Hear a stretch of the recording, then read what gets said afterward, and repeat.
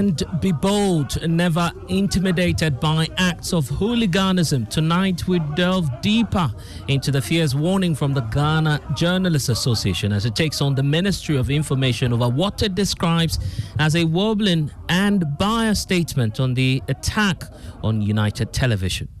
In other fashion, you read his statement, he did not condemn the attack on UTV. He rather made comments to the effect that an attack on any media house, blah, blah, blah, blah, is condemnable. But well, there's more unfolding tonight in the midst of widespread condemnation as the National Media Commission says it is working to revive the coordinated mechanism for the protection of journalists across the country. To make clear that the New Patriotic Party did not sanction that activity and will not sanction that. And so therefore, we condemn it. We'll get you the very latest.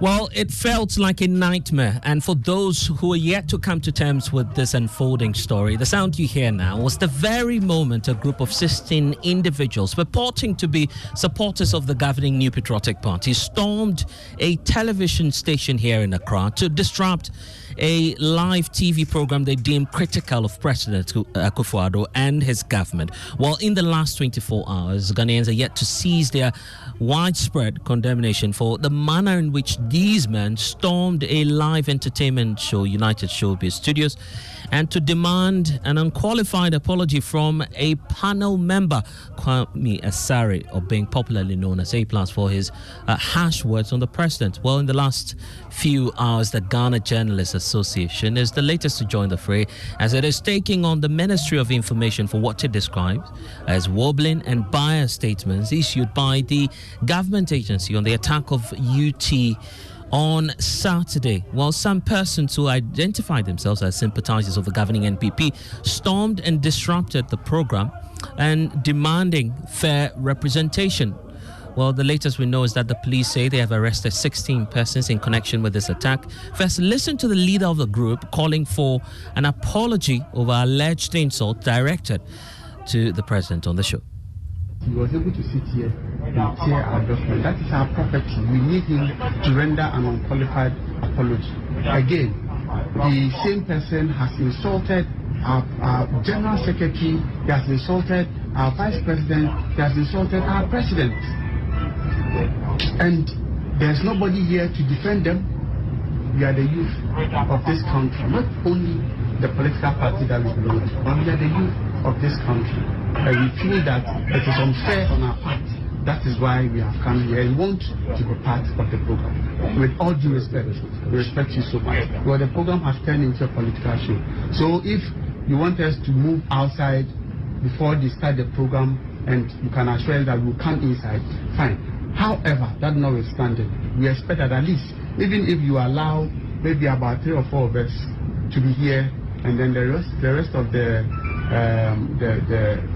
team or the invited guests can also join, we'll be glad to do so. That's it. It's peaceful debate. That's very peaceful. We are not here to fight. One moment.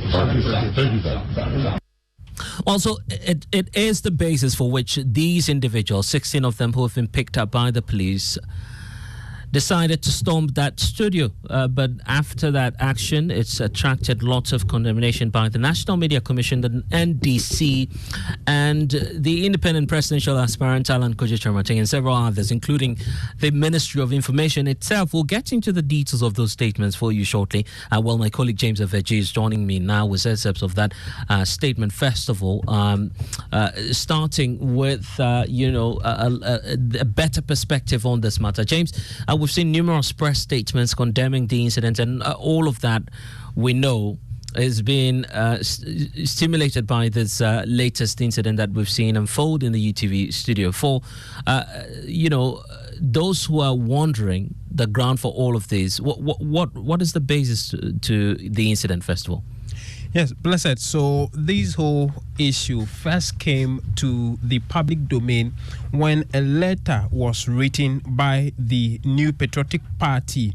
In fact, that letter was signed by the Director of Finance and Administration of the party, William Yamwa. And in that letter, he bemoaned the fact that the showbiz program has become a political program. Now, he believes that the show has been used by some individuals to attack the government, especially the presidency. And so, in fact, except of it says that in upholding your station's duty of care towards the public, it is incumbent upon the management to facilitate equal representation rather than turning a blind eye to the issues it has raised about unfair representation and over criticism of the government and the president. And we know that there are so many statements coming on the back of this. Let's start off with the one from the Information Ministry. Yes, so the Information Ministry in their statement say that the ministry on Saturday actually made a report to the Ghana Police Service to intervene in the incident in the UTV studio. This followed a report to the Media Monitoring Center of the ministry that a group of persons had entered UTV studio allegedly without authorization to express displeasure at the content of a live TV program. Now, the police subsequently arrested 16 persons at the premises of UTV, and investigations are currently ongoing. And so the ministry condemns in no uncertain terms any unauthorized entry into media organizations in protest at media content or interference in the media work. And Blessed, finally, the final paragraph says that the ministry wishes to encourage the media to especially broadcast media show hosts and panelists to do their utmost to help promote national cohesion, even as they exercise their fundamental freedoms. The Ghana Journalists Association has equally issued a statement raising issues with the Information Ministry's position on this matter. Exactly, Blessed. So they have, for instance, in the second paragraph of the Information Ministry's statement, where they actually said that the report they had says that the people entered UTV studios allegedly without authorization. The GJ thinks that the Information Ministry shouldn't have categorized that as an alleged entry without authorization. And if you read excerpt of it, it says that in the course of the invasion, the hooligans assaulted the director of photography and one of the producers of the United Showbiz, while the hostess of the program, other staff of the station, and invited guests for the program were left traumatized. Now, if you go further to where they hold brief for the Information Minister, they actually compared this statement with the ministry's own statement when a similar issue happened at Dagbon FM. They think that the ministry was upfront in condemning the issue that happened at Dagbon FM rather than apportioning blame to the media house as it did in the UTV case. And so they had issue with those two issues, and the fact that they called on the media to be circumspect. They believe that it's rather apportioning blame to the media than to go ahead and actually address the issue at hand. So that's the problem the GJ has with the Ministry of Information statement.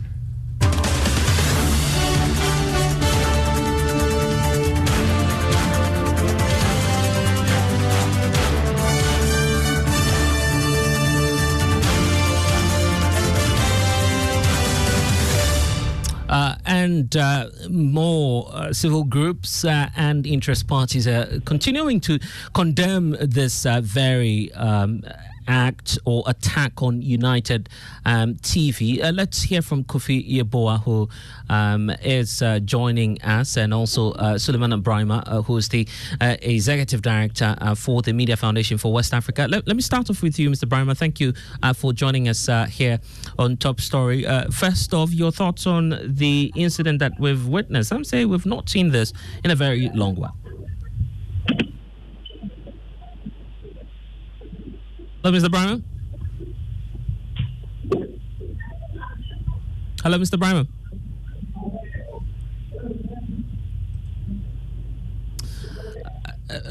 Suleiman Brahima, are you still with us?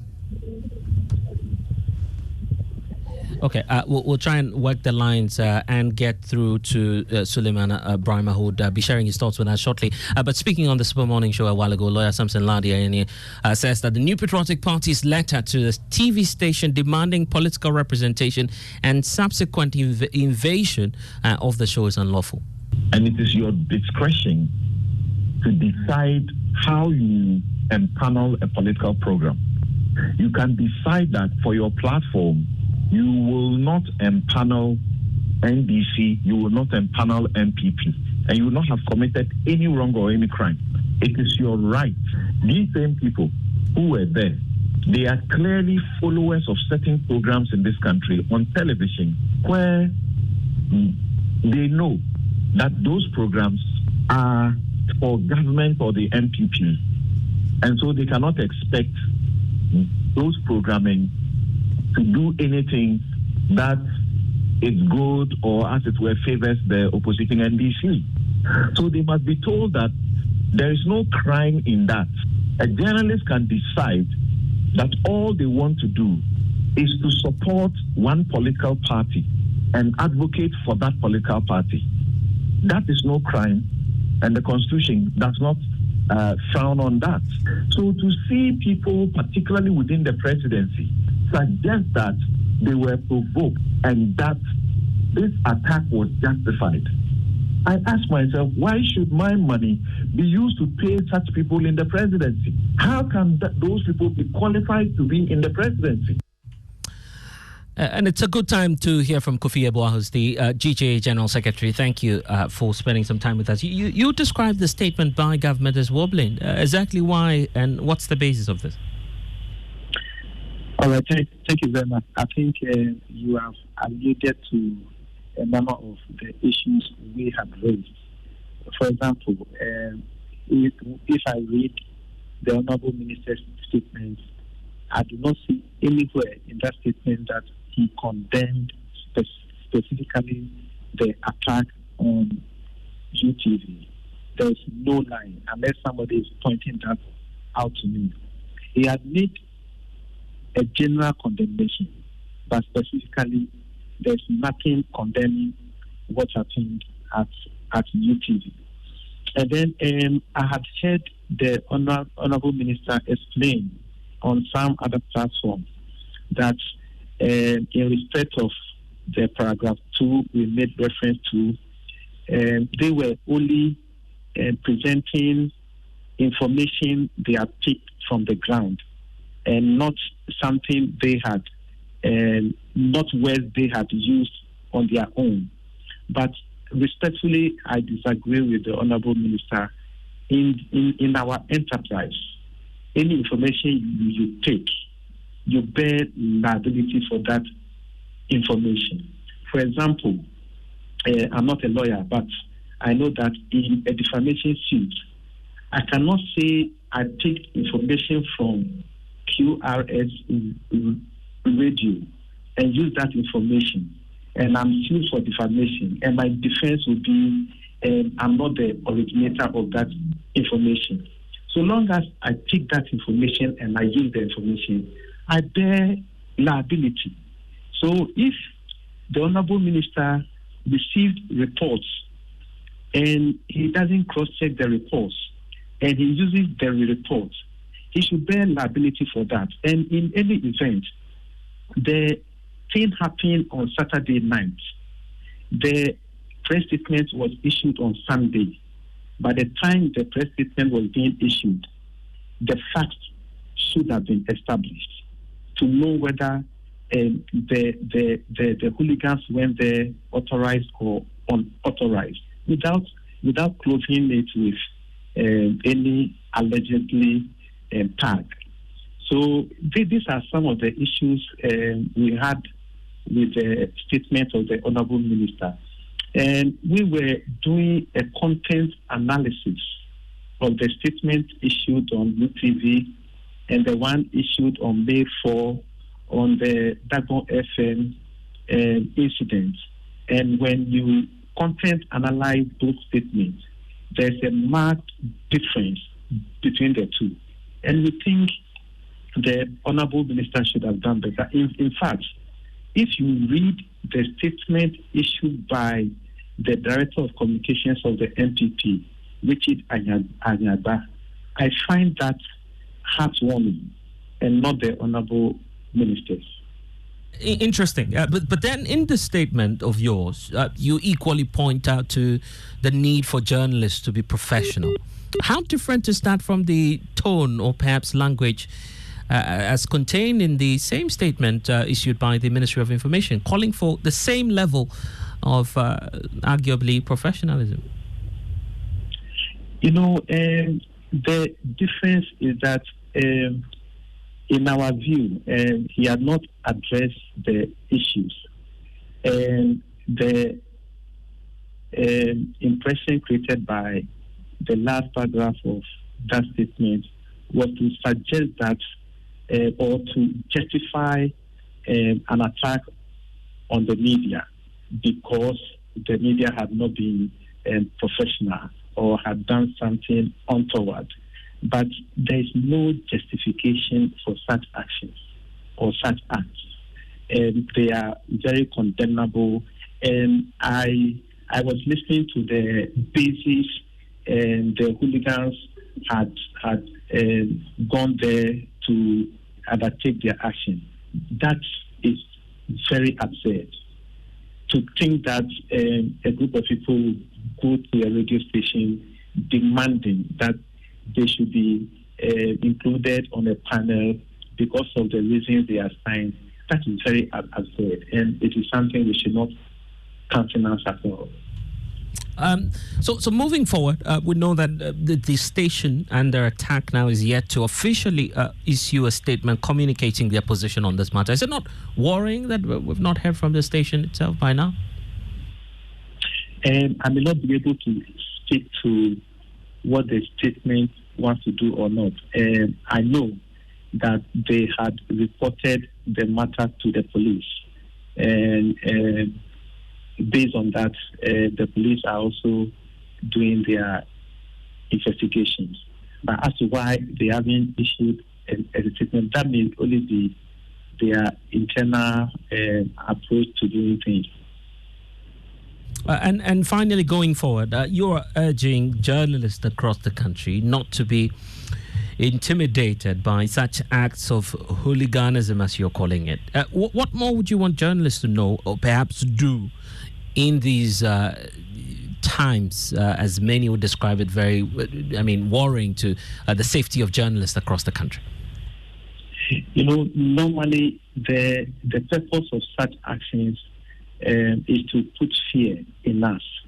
And if you may recall, in the last World Press Freedom Index, Reported Without Borders had flagged that in the case of Ghana, there is an increasing rate of self-censorship.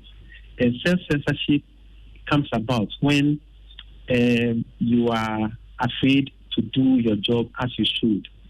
So when people are attacking us like this, tomorrow, even if you are to do something, you are looking over your shoulders because you are afraid. But we want to encourage our members and the media fraternity that we should not be intimidated by such things. We should be bold and to do the job that the Constitution has assigned to us. And that is to be the watchdog of society. And such things may come, but we had overcome even more serious ones in the past. So this should not be anything that should break us down.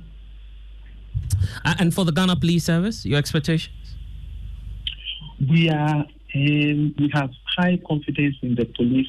I made reference to the Dagon FM case in May, and we were very excited about how the police speedily arrested the culprits and arraigned them, and the court to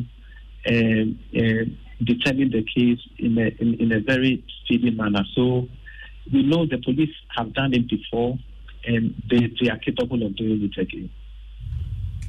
And I'm grateful for spending some time with us. That's Kofi Yeboah. He is the General Secretary of the Ghana Journalist Association, joining us here on Top Story. We're keeping our eyes on the story and updating you as and when we have some updates on this. But that's it for Top Story. Next is Newsnight.